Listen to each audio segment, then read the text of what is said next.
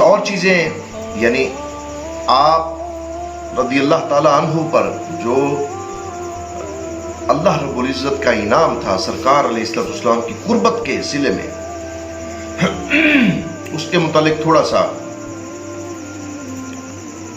میں آپ کے گوش گزار کرنا چاہتا ہوں کہ ایک دفعہ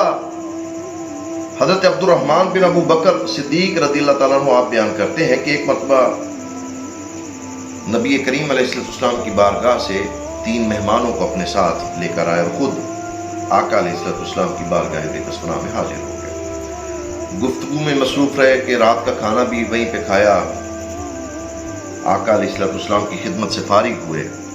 اور کافی رات گزر جانے کے بعد جب گھر تشریف لے کر آئے تو ان کی زوجہ محترمہ نے ان سے عرض کیا کہ آپ مہمانوں کو گھر بلا کر تو خود آپ غائب ہو گئے۔ تو جناب صدیق اکبر رضی اللہ تعالیٰ عنہ نے کہا کہ کیا آپ لوگوں نے ابھی تک مہمانوں کو کھانا نہیں کھلایا؟ تو آپ کی زوجہ محترمہ نے کہا کہ میں نے کھانا پیش کیا مگر ان لوگوں نے صاحب خانہ کی غیر موجودگی میں کھانا کھانے سے انکار کر دیا۔ یہ سن کر آپ رضی اللہ تعالیٰ عنہ نے اپنے صاحبزادے جناب حضرت عبد الرحمن رضی اللہ تعالیٰ عنہ پر خفگی کا اظہار بھی کیا اور خوف و دہشت کی وجہ سے وہ آپ چھپ بھی گئے اور آپ کے سامنے نہ آئے۔ جب آپ کا غصہ تھوڑا ٹھنڈا ہو گیا تو آپ مہمانوں کے ساتھ کھانے کے لیے بیٹھ گئے اور سب مہمانوں نے خوب پیٹ بھر کر کھانا کھایا۔ اب ذرا یہ جو بات ہے آگے سننے والی کہ مہمان جو اس وقت موجود تھے وہ کہتے ہیں کہ جو برتن ہمارے ساتھ سامنے تھے کھانے والے، ہم اس برتن میں سے جتنا اٹھاتے تھے اتنا ہی نیچے سے اور ابھر آتا تھا، مطلب اس سے بھی زیادہ شاید کہ بڑھ جاتا تھا۔ اور جب ہم کھانے سے فارغ ہوئے تو کھانا کم ہونے کی بجائے جتنا آیا تھا اس سے بھی بڑھ گیا تھا۔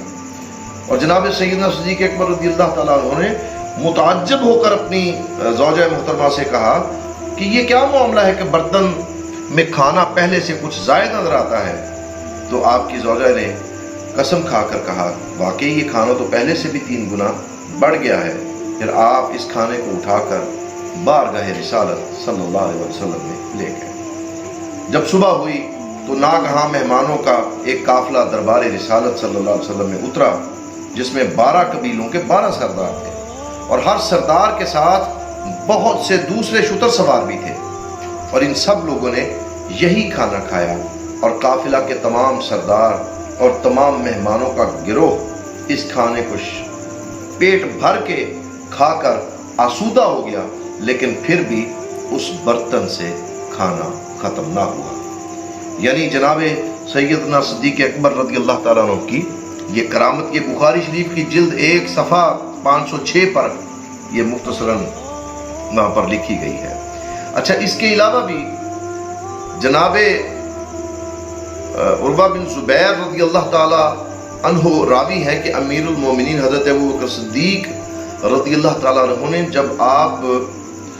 مرض وفات میں مبتلا ہوئے تو اپنی صاحبزادی ام المومنین حضرت سیدہ عائشہ الصدیقہ رضی اللہ تعالیٰ عنہ کو وصیت فرمایا کہ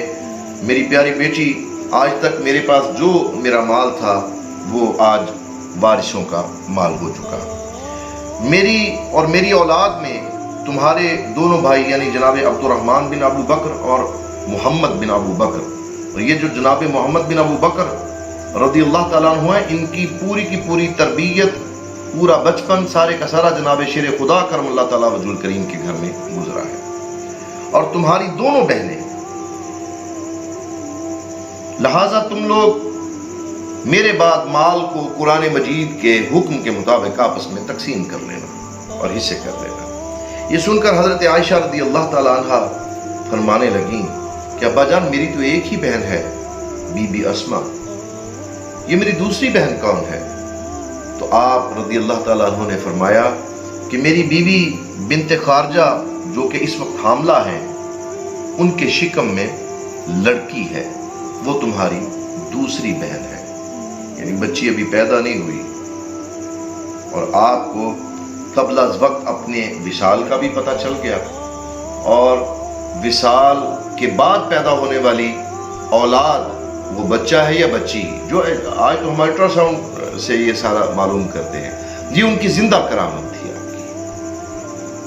اور فرمایا کہ چنانچہ ایسے ہی ہوا کہ وہ بچی پیدا ہوئی تو اس بچی کا نام ام کلثوم رکھا گیا۔ تاریخ الخلفاء صفحہ 57 پر یہ تحریر جو ہے یہ درج ہے۔ اور اس کے بارے میں حضرت علامہ تاج الدین سبکی رحمۃ اللہ علیہ نے تحریر فرمایا کہ اس حدیث سے امیر المومنین حضرت ابوبکر صدیق رضی اللہ عنہ کی دو کرامتیں ظاہر ہوتی ہیں، ثابت ہوتی ہیں۔ ایک تو یہ کہ آپ کو قبل از وفات آپ کو علم ہو گیا تھا کہ میں اسی مرض میں دنیا سے رحلت کر لوں گا، اور اس لیے بوقت وصیت آپ رضی اللہ عنہ نے یہ فرمایا کہ میرا مال آج میرے وارثوں کا مال ہو چکا، یعنی بتا دیا۔ دوسرا یہ کہ حاملہ کے شکم میں لڑکی ہے یا لڑکا، اور ظاہر ہے کہ ان دونوں باتوں کا تعلق یقیناً غیب کے ساتھ ہے، اور اللہ ہی سب سے بہتر غیب کو جاننے والا ہے، اور جس کو جتنا جیسا چاہے عطا کرتے۔ بلا شبہ بالیقین پیغمبر کے جانشین حضرت امیر المومنین ابوبکر صدیق رضی اللہ تعالیٰ عنہ کی یہ دونوں کرامتیں عظیم الشان کرامتیں ہیں۔ یہ ازارۃ الحنفا میں مقصد 2 صفحہ 21 و حجت اللہ جلد 2 صفحہ 860 پر یہ تحریر جو ہے، یہ دونوں تحریریں موجود ہیں وہاں پر۔ اچھا، ایک ضروری بات جو میں اس حدیث پاک کے حوالے سے اور علامہ تاج الدین سبکی رحمۃ اللہ علیہ کی تقریر سے کے حوالے سے جو کرنا چاہتا ہوں کہ آپ کی تقریر سے یہ معلوم ہوا کہ ما فی الارحام یعنی جو کچھ ماں کے پیٹ میں ہے، اس کا علم حضرت ابوبکر صدیق رضی اللہ عنہ کو حاصل ہو گیا تھا۔ لہذا یہ بات ذہن نشین کر لینی چاہیے کہ قرآن مجید کی سورہ لقمان میں جو یعلم ما فی الارحام آیا ہے، یعنی خدا کے سوا کوئی اس بات کو نہیں جانتا کہ ماں کے پیٹ میں کیا ہے، اس آیت کا یہ مطلب ہے کہ بغیر خدا کے بتائے ہوئے کوئی شخص اپنے عقل و فہم سے یہ نہیں جان سکتا کہ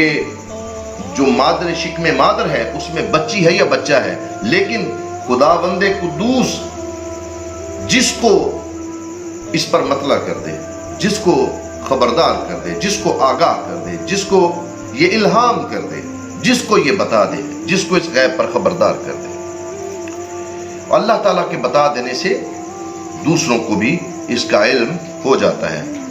اسی طرح حضرات انبیاء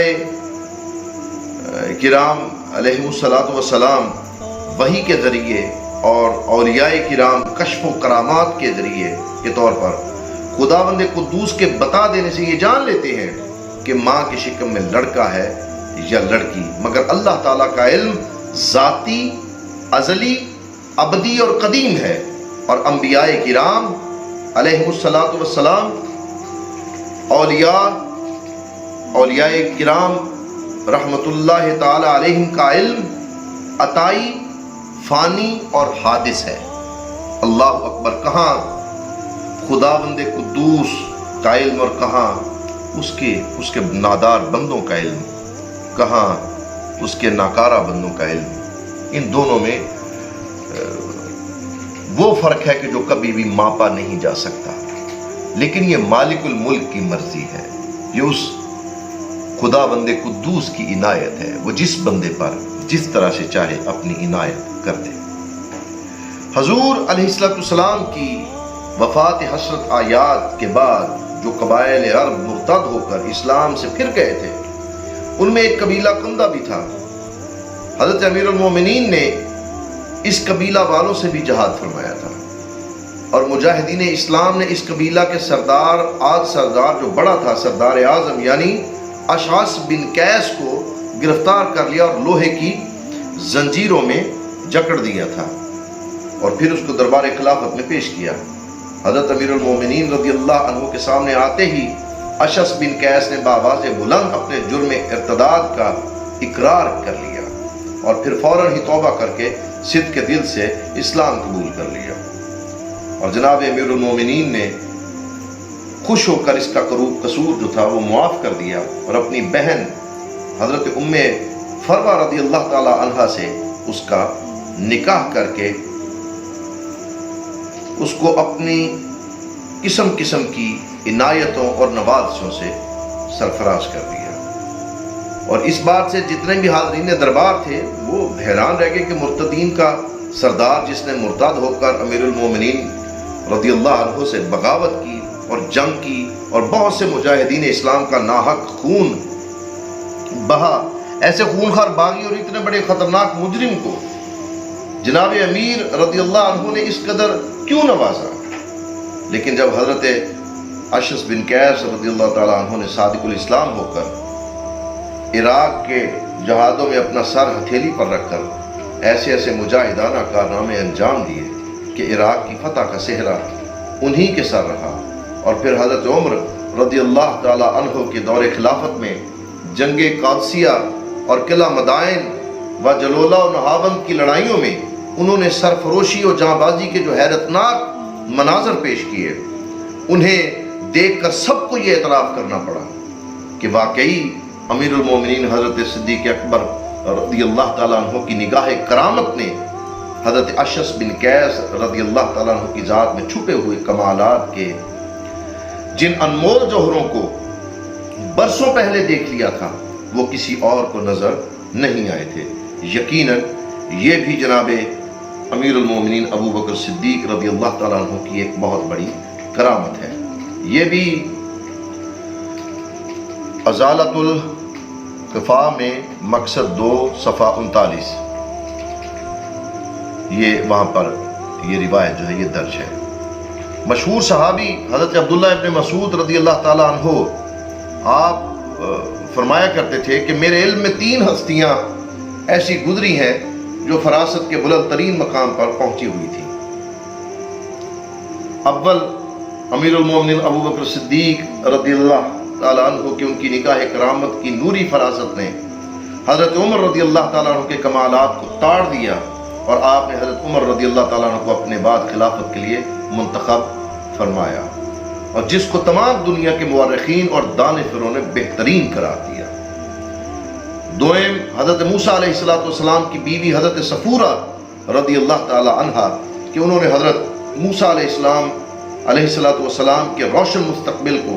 اپنی فراست سے بھانپ لیا اور اپنے والد حضرت شعیب علیہ السلام سے عرض کیا کہ کیا آپ اس جوان کو بطور اجیر کے اپنے گھر پر رکھ لیں، جبکہ انتہائی قسم پرسی کے عالم میں فرعون کے ظلم سے بچنے کے لیے حضرت موسیٰ علیہ السلام اکیلے ہجرت کر کے مصر سے مدین پہنچ گئے تھے۔ یہ مدائن کا علاقہ مدین کا۔ چنانچہ حضرت شعیب علیہ السلام نے ان کو اپنے گھر پر رکھا اور ان کی خوبیوں کو دیکھ کر اور ان کے کمالات سے متاثر ہو کر اپنی صاحبزادی حضرت بی بی صفورہ رضی اللہ تعالی عنہ کا ان سے نکاح کر دیا۔ اور اس کے بعد خداوند قدوس نے حضرت موسیٰ علیہ السلام کو نبوت و رسالت سے کی شرف سے یعنی ظاہری طور پر اعلان نبوت کا آپ نے شرف بخشا۔ اور تیسرے عزیز مصر کہ انہوں نے اپنی بیوی حضرت زلیخا کو حکم دیا کہ اگرچہ حضرت یوسف علیہ السلام ہمارے زرخرید غلام بن کر ہمارے گھر میں آئے ہیں، مگر خبردار تم ان کے اعزاز و اکرام کا خاص طور پر انتظام کرنا، کیونکہ عزیز مصر نے اپنی نگاہ فراست سے حضرت یوسف علیہ السلام کے شاندار مستقبل کو سمجھ لیا تھا۔ گویا آج کا غلام مطلب آج تو غلام ہے، مگر یہ ایک دن مصر کے بادشاہ ہوں گے۔ یہ بھی تاریخ الخلفاء میں صفحہ 57 ازالۃ الخفا مقصد 2 اور صفحہ 33 پر یہ تحریر درج ہے۔ حضرت امیر المومنین ابو بکر صدیق نے اپنے دور خلافت میں قیصر روم سے جنگ کے لیے مجاہدین اسلام کی ایک فوج روانہ فرمائی تھی، اور حضرت ابو عبیدہ رضی اللہ تعالیٰ عنہ کو اس کا سپہ سالار مقرر کیا تھا۔ اور یہ اسلامی فوج قیصر روم کی لشکری طاقت کے مقابلے میں صفر کے برابر سمجھ لیں، مگر جب اس فوج نے رومی قلعہ کا محاصرہ کیا اور لا الہ الا اللہ محمد رسول اللہ صلی اللہ علیہ وسلم کے نعرہ مستانہ سے نعرہ تکبیر کی صدا بلند کی تو کلمہ طیبہ کی آواز سے قیصر روم کے قلعے میں ایسا زلزلہ آ گیا کہ پورا قلعہ مسمار ہو کر اس کی اینٹ سے اینٹ بچ گئی، اور